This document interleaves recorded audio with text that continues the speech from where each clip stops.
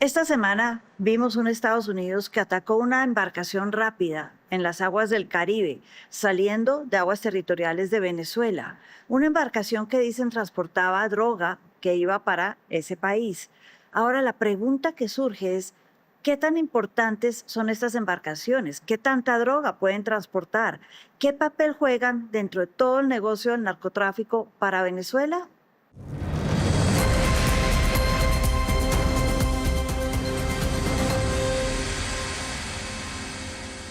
Para entender este tema, me acompaña hoy Óscar Palma, profesor en temas de seguridad y relaciones internacionales de la Universidad del Rosario. Óscar, bienvenido. Hola María Teresa, un gusto estar aquí contigo para discutir estos temas. Óscar, precisamente yo sí tengo esa duda. ¿Estas lanchas qué tanto pueden llevar? ¿Qué tan importantes son? ¿Qué tan grande es? Venezuela no produce cocaína, es un centro de distribución. ¿Qué implica ser un centro de distribución y qué tan grande es su trabajo en el mercado internacional del narcotráfico? El tráfico de drogas, sobre todo de cocaína desde las Américas, desde Sudamérica, tiene diferentes rutas, diferentes modalidades y diferentes puntos desde donde salen los flujos hacia generalmente Estados Unidos o Europa. Las lanchas Go Fast son apenas una de estas modalidades. Y si bien pueden llevar un buen número de kilos, no pueden llevar más, por ejemplo, que un contenedor del comercio legal. Hoy en día se mueve mucho más la capacidad de un contenedor que va en un buque de comercio regular. Es mucho más grande y tiene una capacidad de llevar un volumen de droga muy superior. Que van escondidos dentro de los contenedores, dentro de Escondidos, otros contenedores. entre otros, entre los alimentos, hay mil formas a través de las cuales se pueden esconder la droga en una embarcación de comercio.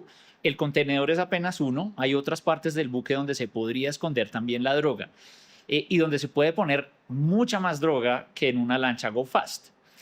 De todos modos, obvio, son importantes las lanchas Go Fast, han sido uno de los elementos históricos centrales, esenciales del narcotráfico desde el Caribe, pero no es la mayor de las cantidades que se puede llevar.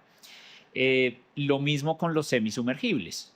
Los famosos narcosubmarinos, dicen algunos, que ya tienen la capacidad, por ejemplo, de atravesar el Atlántico. Incluso se habla de cruzar el Pacífico también, hay evidencia como no confirmada Es de mucho esto. más grande, mucho más largo el viaje. Es mucho más largo el viaje, pero podrían llevar una capacidad mayor.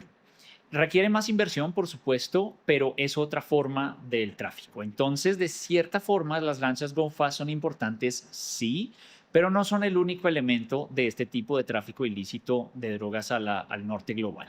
Ahí me surge otra pregunta, y lo hablábamos en algún momento, y es el Caribe. Es muy importante, hablaste de cruzar el Atlántico.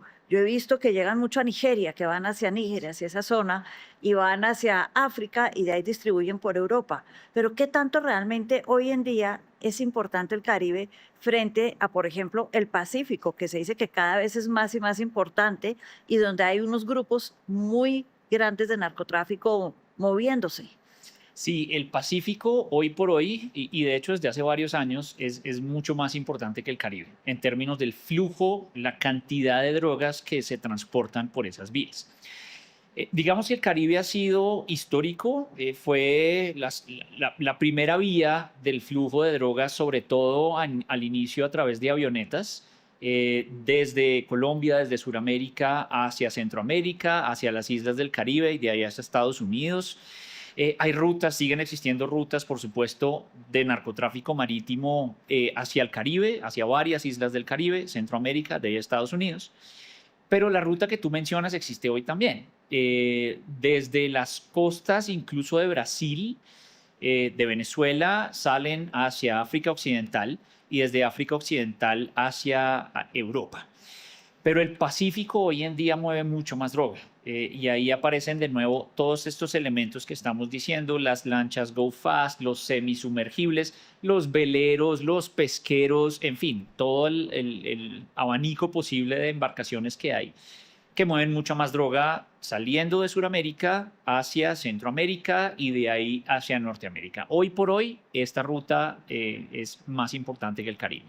Narcotráfico es una empresa grande, mueve millones de dólares y la conocemos muy bien nosotros en Colombia. Pero si yo vuelvo a Venezuela, yo sé que allá hay mucha extorsión también, hay grupos ilegales que manejan la extorsión, que manejan la minería ilegal del oro y tienen varios otros ingresos que los hacen grandes. ¿Cómo es esa estructura criminal en Venezuela? Porque hemos oído hablar mucho del narcotráfico por cuenta de las declaraciones de Trump en los últimos meses, pero hay una estructura criminal gigantesca, el Tren de Aragua, por no mencionar el Cartel de los El de los Soles, soles, que el otro importantísimo. día aprendí y descubrí que le dicen así porque en un principio eran los generales de las Claro, fuerzas bolivarianas y el sol pues es la insignia de los sí, generales. exacto.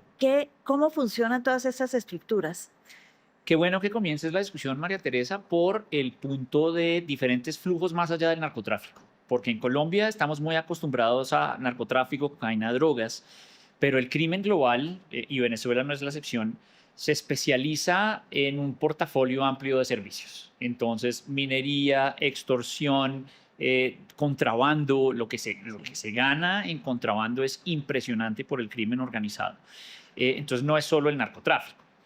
Pero la estructura del crimen organizado en Venezuela, casi que como en muchos países del mundo, ya no obedece tanto a esa organización estructurada, jerárquica que uno pensaría. A veces le dicen a uno cartel, grupo organizado, y uno se imagina como esa estructura como con una cabeza, como el gran Jerárquica. capo de la mafia que tiene a su servicio una serie de personas y debajo de ellos unas personas que actúan en las calles. No funciona así, son redes descentralizadas, son diferentes células, grupos que uno puede catalogar bajo un nombre particular y de ahí surge la idea del Cartel de los Soles.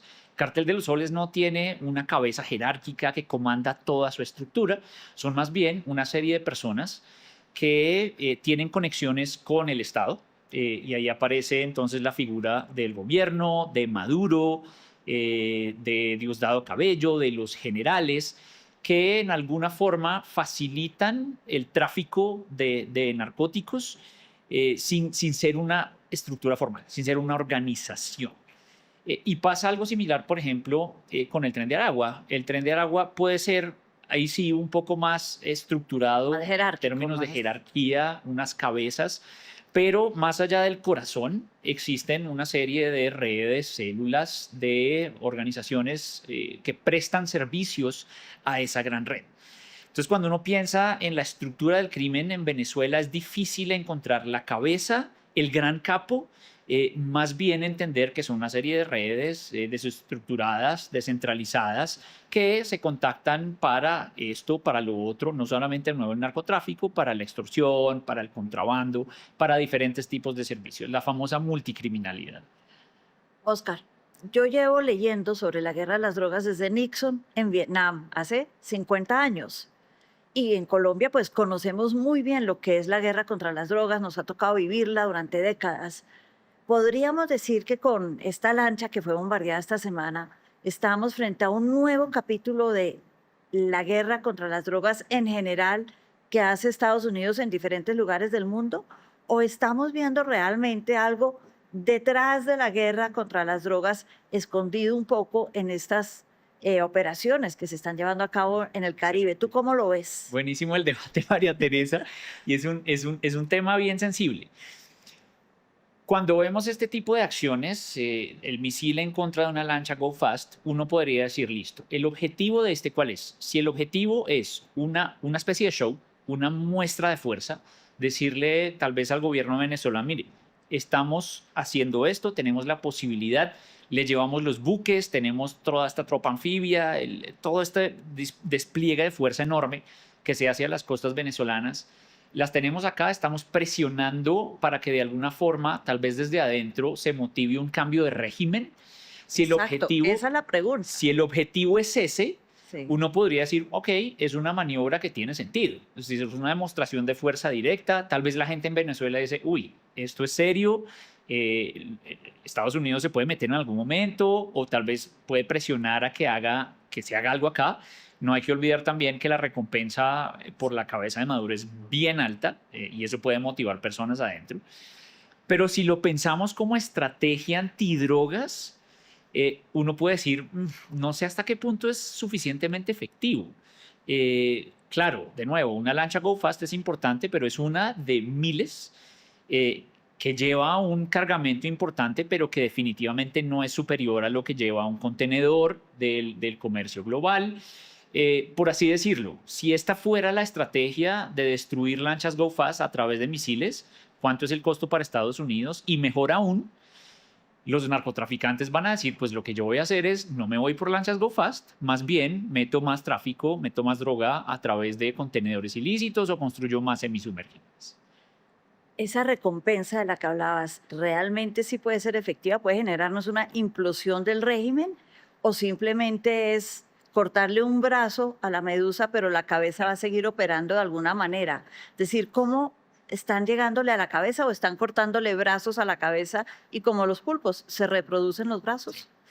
De acuerdo, la recompensa es alta, es interesante. Yo creo que esa recompensa por lo menos debería motivar el pensamiento de algunos miembros, por lo menos del círculo cercano, de la seguridad del presidente, decir, oiga, aquí hay una ganancia muy grande, ¿qué pasa si montamos un operativo para entregarlo? Aquí nos ganamos un buen dinero. Yo creo que por lo menos eso debería pensar. Pero viene la discusión de qué pasa si es solo Maduro y no es Diosdado Cabello, Tariq El Aissam y de ahí para abajo. Sí. El régimen no es solo Maduro. Y es un poquito también lo que se discute cuando uno piensa en qué tan efectiva puede ser una operación militar para descabezar el régimen si no se eliminan o se neutralizan Todos los brazos los alrededor, demás, claro. exacto, los demás brazos del régimen como tal. Si sobrevive alguien, bicicleta estática. Estamos dándole la posibilidad a que llegue el otro con el argumento de, si ven, yo les dije, Estados Unidos es perverso, Estados Unidos es imperialista, Estados Unidos es malo, tumbó a nuestro presidente, tumbó al régimen, etc. Entonces, si la estrategia no va a las demás cabezas, difícil ver como el logro o el objetivo. Eso me lo imagino. Además, todo esto, ese pulpo, llamémoslo el narcotráfico, que tiene tentáculos en Venezuela, es un pulpo que en el fondo tiene tentáculos en toda la región. Entonces yo creo que cualquier cosa que pase con este capítulo, llamémoslo así, de la guerra contra las drogas en Venezuela, va a tener grandes implicaciones en el crimen organizado en toda la región. Porque es que oímos hablar del Tren de Aragua y Cartel de los Soles por todos lados en América Latina. Entonces, es una primera entrada hacia lo que puede ser el crimen o combatir el crimen organizado de una nueva manera en América Latina. Importantísimo el punto que tocas, María Teresa. Hay que tener en cuenta que estos son redes transnacionales. Esto no es cosa de un país, de un régimen, de un presidente, de un cartel, de un grupo nacional X en un país. No es problema de Colombia, es un problema de la región. Si por alguna razón Estados Unidos fuera exitoso en acabar el cartel de los soles, en reducir el tren de Aragua, etcétera, el narcotráfico continúa, solamente se va a mover a otros lados. Mírenlo a Ecuador. Ecuador está en un problema enorme de violencia por grupos criminales asociados al narcotráfico. Brasil, el primer comando de la capital, el comando Vermelo, sacando droga también por los puertos de Brasil hacia Europa. Las redes se van a reacomodar y se van a readaptar. Entonces, pensar que podemos acabar el narcotráfico si golpeamos al régimen de Maduro es una idea bastante limitada. Las redes se adaptan, el narcotráfico es transnacional, necesitamos pensar realmente en respuestas del nivel transnacional para siquiera ser medianamente efectivos en esta lucha. Oscar, lo que sí nos queda claro es que con el gobierno de Trump, la guerra contra las drogas tiene un nuevo capítulo, sí, pero además tiene muchos aristas que todavía nos falta descubrir y ver cómo van a impactar en la región. Oscar, muchas gracias por acompañarnos. No, María Teresa, a ti por la invitación. Es un placer estar acá discutiendo estos temas contigo.